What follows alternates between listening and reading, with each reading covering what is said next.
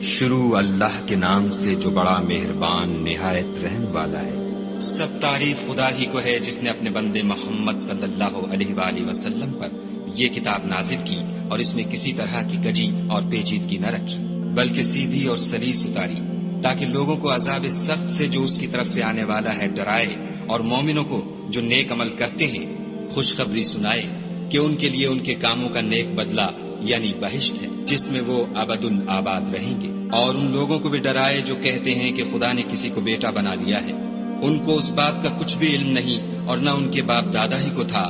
یہ بڑی سخت بات ہے جو ان کے منہ سے نکلتی ہے، اور کچھ شک نہیں کہ یہ جو کچھ کہتے ہیں محض جھوٹ ہے۔ اے پیغمبر صلی اللہ علیہ وآلہ وسلم، اگر یہ اس کلام پر ایمان نہ لائیں تو شاید تم ان کے پیچھے رنج کر کر کے اپنے تئیں ہلاک کر دو گے۔ جو چیز زمین پر ہے ہم نے اس کو زمین کے لیے آرائش بنایا ہے تاکہ لوگوں کی آزمائش کریں کہ ان میں کون اچھے عمل کرنے والا ہے، اور جو چیز زمین پر ہے ہم اس کو نابود کر کے بنجر میدان کر دیں گے۔ کیا تم خیال کرتے ہو کہ غار اور لوح والے ہماری نشانیوں میں سے عجیب تھے؟ جب وہ جوان غار میں جا رہے تو کہنے لگے کہ اے ہمارے پروردگار، ہم پر اپنے ہاں سے رحمت نازل فرما اور ہمارے کام میں درستی کے سامان مہیا کر۔ تو ہم نے غار میں کئی سال تک ان کے کانوں پر نیند کا پردہ ڈالے یعنی ان کو سلائے رکھا، پھر ان کو جگہ اٹھایا تاکہ معلوم کریں کہ جتنی مدت وہ غار میں رہے دونوں جماعتوں میں سے اس کی مقدار کس کو خوب یاد ہے۔ ہم ان کے حالات تم سے صحیح صحیح بیان کرتے ہیں۔ وہ کئی جوان تھے جو اپنے پروردگار پر ایمان لائے تھے، اور ہم نے ان کو اور زیادہ ہدایت دی تھی، اور ان کے دلوں کو مربوط یعنی مضبوط کر دیا۔ جب وہ اٹھ کھڑے ہوئے تو کہنے لگے کہ ہمارا پروردگار آسمانوں اور زمین کا مالک ہے، ہم اس کے سوا کسی کو معبود سمجھ کر نہ پکاریں گے۔ اگر ایسا کیا تو اس وقت ہم نے بعید از عقل بات کہی، ان ہماری قوم کے لوگوں نے اس کے سوا اور معبود بنا رکھے ہیں۔ بھلا یہ ان کے خدا ہونے پر کوئی کھلی دلیل کیوں نہیں لاتے؟ تو اس سے زیادہ کون ظالم ہے جو خدا پر جھوٹ افطرا کرے؟ اور جب تم نے ان مشرکوں سے اور جن کو یہ خدا کے سوا عبادت کرتے ہیں ان سے کنارہ کر لیا ہے تو غار میں چل رہو، تمہارا پروردگار تمہارے لیے اپنی رحمت وسیع کر دے گا اور تمہارے کاموں میں آسانی کے سامان مہیا کرے گا۔ اور جب سورج نکلے تو تم دیکھو کہ دھوپ ان کے غار سے داہنی طرف سمٹ جائے، اور جب غروب ہو تو ان سے بائیں طرف کترا جائے، اور وہ اس کے میدان میں تھے۔ یہ خدا کی نشانیوں میں سے ہیں، جس کو خدا ہدایت دے وہ ہدایت یاب ہے، اور جس کو گمراہ کرے تو تم اس کے لیے کوئی دوست راہ بتانے والا نہ پاؤ گے۔ اور تم ان کو خیال کرو کہ جاگ رہے ہیں حالانکہ وہ سوتے ہیں، اور ہم ان کو دائیں اور بائیں کروٹ بدلاتے تھے، اور ان کا کتا چوکھٹ پر دونوں ہاتھ پھیلائے ہوئے تھا۔ اگر تم ان کو جھانک کر دیکھتے تو پیٹھ پھیر کر بھاگ جاتے اور ان سے دہشت میں آ جاتے۔ اور اسی طرح ہم نے ان کو اٹھایا تاکہ آپس میں ایک دوسرے سے دریافت کریں۔ ایک کہنے والے نے کہا کہ تم یہاں کتنی مدت رہے؟ انہوں نے کہا کہ 1 دن یا اس سے بھی کم۔ انہوں نے کہا کہ جتنی مدت تم رہے ہو تمہارا پروردگار ہی اس کو خوب جانتا ہے۔ تو اپنے میں سے کسی کو یہ روپیہ دے کر شہر کو بھیجو، وہ دیکھے کہ نفیس کھانا کون سا ہے تو اس میں سے کھانا لے آئے، اور آہستہ آہستہ آئے جائے، اور تمہارا حال کسی کو نہ بتائے۔ اگر وہ تم پر دسترس پالیں گے تو تمہیں سنگسار کر دیں گے یا پھر اپنے مذہب میں داخل کر لیں گے، اور اس وقت تم کبھی فلاح نہیں پاؤ گے۔ اور اسی طرح ہم نے لوگوں کو ان کے حال سے خبردار کر دیا تاکہ وہ جانیں کہ خدا کا وعدہ سچا ہے، اور یہ کہ قیامت جس کا وعدہ کیا جاتا ہے اس میں کچھ شک نہیں۔ اس وقت لوگ ان کے بارے میں باہم جھگڑنے لگے اور کہنے لگے کہ ان کے غار پر عمارت بنا دو۔ ان کا پروردگار ان کے حال سے خوب واقف ہے۔ جو لوگ ان کے معاملے میں غلبہ رکھتے تھے وہ کہنے لگے کہ ہم ان کے غار پر مسجد بنائیں گے۔ بعض لوگ اٹکل پچو کہیں گے کہ وہ 3 تھے اور چوتھا ان کا کتا تھا، اور بعض کہیں گے کہ وہ 5 تھے اور چھٹا ان کا کتا تھا، اور بعض کہیں گے کہ وہ 7 تھے اور 8واں ان کا کتا تھا۔ کہہ دو کہ میرا پروردگار ہی ان کے شمار سے خوب واقف ہے۔ ان کو جانتے بھی ہیں تو تھوڑے ہی لوگ جانتے ہیں، تو تم ان کے معاملے میں گفتگو نہ کرنا مگر سرسری سی گفتگو، اور نہ ان کے بارے میں ان میں سے کسی سے کچھ دریافت ہی کرنا، اور کسی کام کی نسبت نہ کہنا کہ میں اسے کل کر دوں گا، مگر انشاءاللہ کہہ کر یعنی اگر خدا چاہے تو کر دوں گا۔ اور جب خدا کا نام لینا بھول جاؤ تو یاد آنے پر لے لو، اور کہہ دو کہ امید ہے کہ میرا پروردگار مجھے اس سے بھی زیادہ ہدایت کی باتیں بتائے۔ اور اصحاب کہف اپنے غار میں 9 اوپر 300 سال رہے۔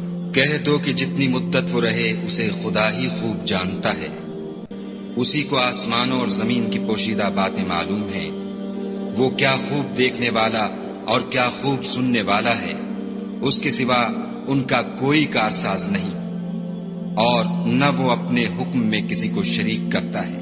اور اپنے پروردگار کی کتاب کو جو تمہارے پاس بھیجی جاتی ہے پڑھتے رہا کرو، اس کی باتوں کو کوئی بدلنے والا نہیں، اور اس کے سوا تم کہیں پناہ بھی نہیں پاؤ گے۔ اور جو لوگ صبح و شام اپنے پروردگار کو پکارتے اور اس کی خوشنودی کے طالب ہیں، ان کے ساتھ صبر کرتے رہو، اور تمہاری نگاہیں ان میں سے گزر کر اور طرف نہ دوڑیں کہ تم آرائش زندگانی دنیا کے خواستگار ہو جاؤ۔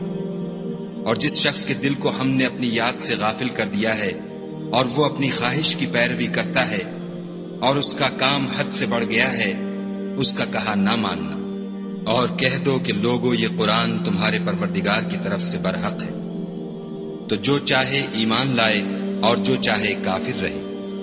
ہم نے ظالموں کے لیے دوزخ کی آگ تیار کر رکھی ہے، جس کی قناتیں ان کو گھیر رہی ہوں گی، اور اگر فریاد کریں گے تو ایسے کھولتے ہوئے پانی سے ان کی دادرسی کی جائے گی جو پگھلے ہوئے تانبے کی طرح گرم ہوگا، اور جو منہوں کو بھون ڈالے گا ان کے پینے کا پانی بھی برا اور آرام گاہ بھی بری۔ اور جو ایمان لائے اور کام بھی نیک کرتے رہے تو ہم نیک کام کرنے والوں کا اجر ضائع نہیں کرتے۔ ایسے لوگوں کے لیے ہمیشہ رہنے کے باغ ہیں جن میں ان کے محلوں کے نیچے نہریں بہ رہی ہیں، ان کو وہاں سونے کے کنگن پہنائے جائیں گے، اور وہ باریک دیبا اور اطلس کے سبز کپڑے پہنا کریں گے، اور تختوں پر تکیے لگا کر بیٹھا کریں گے۔ کیا خوب بدلہ اور کیا خوب آرام گاہ ہے۔ اور ان سے دو شخصوں کا حال بیان کرو جن میں سے ایک کو ہم نے انگور کے 2 باغ عنایت کیے تھے، اور ان کے گردا گرد کھجوروں کے درخت لگا دیے تھے، اور ان کے درمیان کھیتی پیدا کر دی تھی۔ دونوں باغ کثرت سے پھل لاتے اور اس کی پیداوار میں کسی طرح کی کمی نہ ہوتی، اور دونوں میں ہم نے ایک نہر بھی جاری کر رکھی تھی، اور اس طرح اس شخص کو ان کی پیداوار ملتی رہتی تھی۔ تو ایک دن جب کہ وہ اپنے دوست سے باتیں کر رہا تھا، کہنے لگا کہ میں تم سے مال و دولت میں بھی زیادہ ہوں، اور جتھے اور جماعت کے لحاظ سے بھی زیادہ عزت والا ہوں، اور ایسی شیخیوں سے اپنے حق میں ظلم کرتا ہوا اپنے باغ میں داخل ہوا۔ کہنے لگا کہ میں نہیں خیال کرتا کہ یہ باغ کبھی تباہ ہو، اور نہ خیال کرتا ہوں کہ قیامت برپا ہو، اور اگر میں اپنے پروردگار کی طرف لوٹایا بھی جاؤں تو وہاں ضرور اس سے اچھی جگہ پاؤں گا۔ تو اس کا دوست جو اس سے گفتگو کر رہا تھا کہنے لگا کہ کیا تم اس خدا سے کفر کرتے ہو جس نے تم کو مٹی سے پیدا کیا، پھر نطفے سے، پھر تمہیں پورا مرد بنایا؟ مگر میں تو یہ کہتا ہوں کہ خدا ہی میرا پروردگار ہے، اور میں اپنے پروردگار کے ساتھ کسی کو شریک نہیں کرتا۔ اور بھلا جب تم اپنے باغ میں داخل ہوئے تو تم نے ماشاء اللہ لا قوت الا باللہ کیوں نہ کہا؟ اگر تم مجھے مال و اولاد میں اپنے سے کم تر دیکھتے ہو تو عجب نہیں کہ میرا پروردگار مجھے تمہارے باغ سے بہتر عطا فرمائے، اور اس تمہارے باغ پر آسمان سے آفت بھیج دے تو وہ صاف میدان ہو جائے، یا اس کی نہر کا پانی گہرا ہو جائے تو پھر تم اسے نہ لا سکو، اور اس کے میووں کو عذاب نے آ گھیرا اور وہ اپنی چھتریوں پر گر کر رہ گیا، تو جو مال اس نے اس پر خرچ کیا تھا اس پر حسرت سے ہاتھ ملنے لگا، اور کہنے لگا کہ کاش میں اپنے پروردگار کے ساتھ کسی کو شریک نہ بناتا۔ اس وقت خدا کے سوا کوئی جماعت اس کی مددگار نہ ہوئی اور نہ وہ بدلہ لے سکا۔ یہاں سے ثابت ہوا کہ حکومت سب خدائے برحق کی ہے، اسی کا صلہ بہتر اور اسی کا بدلہ اچھا ہے۔ اور ان سے دنیا کی زندگی کی مثال بھی بیان کر دو، وہ ایسی ہے جیسے پانی جسے ہم نے آسمان سے برسایا تو اس کے ساتھ زمین کی رویدگی مل گئی، پھر وہ چورا چورا ہو گئی کہ ہوائیں اسے اڑاتی پھرتی ہیں۔ اور خدا تو ہر چیز پر قدرت رکھتا ہے۔ مال اور بیٹے تو دنیا کی زندگی کی رونق و زینت ہیں، اور نیکیاں جو باقی رہنے والی ہیں وہ ثواب کے لحاظ سے تمہارے پروردگار کے ہاں بہت اچھی اور امید کے لحاظ سے بہت بہتر ہیں۔ اور جس دن ہم پہاڑوں کو چلائیں گے اور تم زمین کو صاف میدان دیکھو گے، اور ان لوگوں کو ہم جمع کر لیں گے تو ان میں سے کسی کو بھی نہیں چھوڑیں گے، اور سب تمہارے پروردگار کے سامنے صف باندھ کر لائے جائیں گے۔ تو ہم ان سے کہیں گے کہ جس طرح ہم نے تم کو پہلی بار پیدا کیا تھا اسی طرح آج تم ہمارے سامنے آئے، لیکن تم نے تو یہ خیال کر رکھا تھا کہ ہم نے تمہارے لیے قیامت کا کوئی وقت مقرر ہی نہیں کیا، اور عملوں کی کتاب کھول کر رکھی جائے گی تو تم گناہگاروں کو دیکھو گے کہ جو کچھ اس میں لکھا ہوگا اس سے ڈر رہے ہوں گے اور کہیں گے ہائے شامت، یہ کیسی کتاب ہے کہ نہ چھوٹی بات کو چھوڑتی ہے نہ بڑی کو، کوئی بات بھی نہیں مگر اسے لکھ رکھا ہے، اور جو عمل کیے ہوں گے سب کو حاضر پائیں گے، اور تمہارا پروردگار کسی پر ظلم نہیں کرے گا۔ اور جب ہم نے فرشتوں کو حکم دیا کہ آدم کو سجدہ کرو تو سب نے سجدہ کیا مگر ابلیس نے نہ کیا، وہ جنات میں سے تھا تو اپنے پروردگار کے حکم سے باہر ہو گیا۔ کیا تم اس کو اور اس کی اولاد کو میرے سوا دوست بناتے ہو، حالانکہ وہ تمہارے دشمن ہیں، اور شیطان کی دوستی ظالموں کے لیے خدا کی دوستی کا برا بدل ہے۔ میں نے ان کو نہ تو آسمانوں اور زمین کے پیدا کرنے کے وقت بلایا تھا اور نہ خود ان کے پیدا کرنے کے وقت، اور میں ایسا نہ تھا کہ گمراہ کرنے والوں کو مددگار بناتا۔ اور جس دن خدا فرمائے گا کہ اب میرے شریکوں کو جن کی نسبت تم گمان الوہیت رکھتے تھے بلاؤ، تو وہ ان کو بلائیں گے مگر وہ ان کو کچھ جواب نہ دیں گے، اور ہم ان کے بیچ میں ایک ہلاکت کی جگہ بنا دیں گے۔ اور گناہگار لوگ دوزخ کو دیکھیں گے تو یقین کر لیں گے کہ وہ اس میں پڑنے والے ہیں اور اس سے بچنے کا کوئی رستہ نہ پائیں گے۔ اور ہم نے اس قرآن میں لوگوں کے سمجھانے کے لیے طرح طرح کی مثالیں بیان فرمائی ہیں، لیکن انسان سب چیزوں سے بڑھ کر جھگڑالو ہے۔ اور لوگوں کے پاس جب ہدایت آ گئی تو ان کو کس چیز نے منع کیا کہ ایمان لائیں اور اپنے پروردگار سے بخشش مانگیں، بجز اس کے کہ اس بات کے منتظر ہوں کہ انہیں بھی پہلوں کا سا معاملہ پیش آئے یا ان پر عذاب سامنے موجود ہو۔ اور ہم جو پیغمبروں کو بھیجا کرتے ہیں تو صرف اس لیے کہ لوگوں کو خدا کی نعمتوں کی خوشخبریاں سنائیں اور عذاب سے ڈرائیں، اور جو کافر ہیں وہ باطل کی سند سے جھگڑا کرتے ہیں تاکہ اس سے حق کو پھسلا دیں۔ اور انہوں نے ہماری آیتوں کو اور جس چیز سے ان کو ڈرایا جاتا ہے ہنسی بنا لیا۔ اور اس سے ظالم کون جس کو اس کے پروردگار کے کلام سے سمجھایا گیا تو اس نے اس سے منہ پھیر لیا، اور جو اعمال وہ آگے کر چکا اس کو بھول گیا۔ ہم نے ان کے دلوں پر پردے ڈال دیے کہ اسے سمجھ نہ سکیں، اور کانوں میں ثقل پیدا کر دیا ہے کہ سن نہ سکیں، اور اگر تم ان کو رستے کی طرف بلاؤ تو کبھی رستے پر نہ آئیں گے۔ اور تمہارا پروردگار بخشنے والا صاحب رحمت ہے، اگر وہ ان کے کرتوتوں پر ان کو پکڑنے لگے تو ان پر جھٹ عذاب بھیج دے، مگر ان کے لیے ایک وقت مقرر کر رکھا ہے کہ اس کے عذاب سے کوئی پناہ کی جگہ نہ پائیں گے۔ اور یہ بستیاں جو ویران پڑی ہیں، جب انہوں نے کفر سے ظلم کیا تو ہم نے ان کو تباہ کر دیا، اور ان کی تباہی کے لیے ایک وقت مقرر کر دیا تھا۔ اور جب موسیٰ نے اپنے شاگرد سے کہا کہ جب تک میں دو دریاؤں کے ملنے کی جگہ نہ پہنچ جاؤں ہٹنے کا نہیں، خواہ برسوں چلتا رہوں۔ جب ان کے ملنے کے مقام پر پہنچے تو اپنی مچھلی بھول گئے، تو اس نے دریا میں سرنگ کی طرح اپنا رستہ بنا لیا۔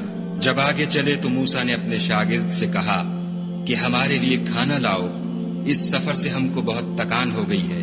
اس نے کہا کہ بھلا آپ نے دیکھا کہ جب ہم نے پتھر کے پاس آرام کیا تھا تو میں مچھلی وہیں بھول گیا، اور مجھے آپ سے اس کا ذکر کرنا شیطان نے بھلا دیا، اور اس نے عجب طرح سے دریا میں اپنا رستہ لیا۔ موسیٰ نے کہا یہی تو وہ مقام ہے جسے ہم تلاش کرتے تھے۔ تو وہ اپنے پاؤں کے نشان دیکھتے دیکھتے لوٹ گئے۔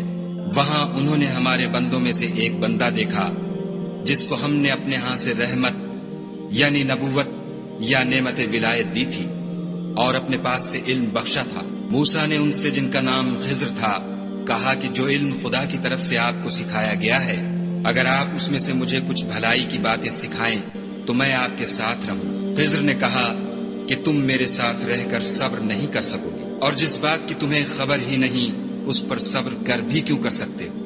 موسیٰ نے کہا خدا نے چاہا تو آپ مجھے صابر پائیے گا، اور میں آپ کے ارشاد کے خلاف نہیں کروں گا۔ خضر نے کہا اگر تم میرے ساتھ رہنا چاہو تو شرط یہ ہے مجھ سے کوئی بات نہ پوچھنا جب تک میں خود اس کا ذکر تم سے نہ کروں۔ تو دونوں چل پڑے، یہاں تک کہ جب کشتی میں سوار ہوئے تو خضر نے کشتی کو پھاڑ ڈالا۔ موسیٰ نے کہا کیا آپ نے اس کو اس لیے پھاڑا ہے کہ سواروں کو غرق کر دیں؟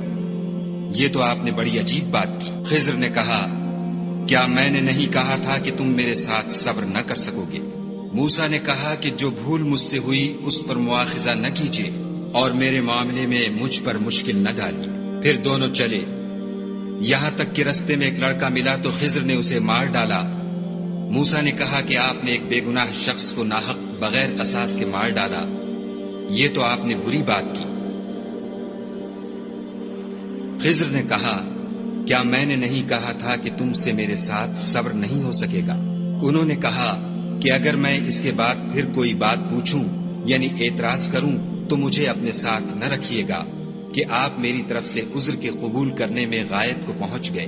پھر دونوں چلے یہاں تک کہ ایک گاؤں والوں کے پاس پہنچے اور ان سے کھانا طلب کیا۔ انہوں نے ان کی ضیافت کرنے سے انکار کیا۔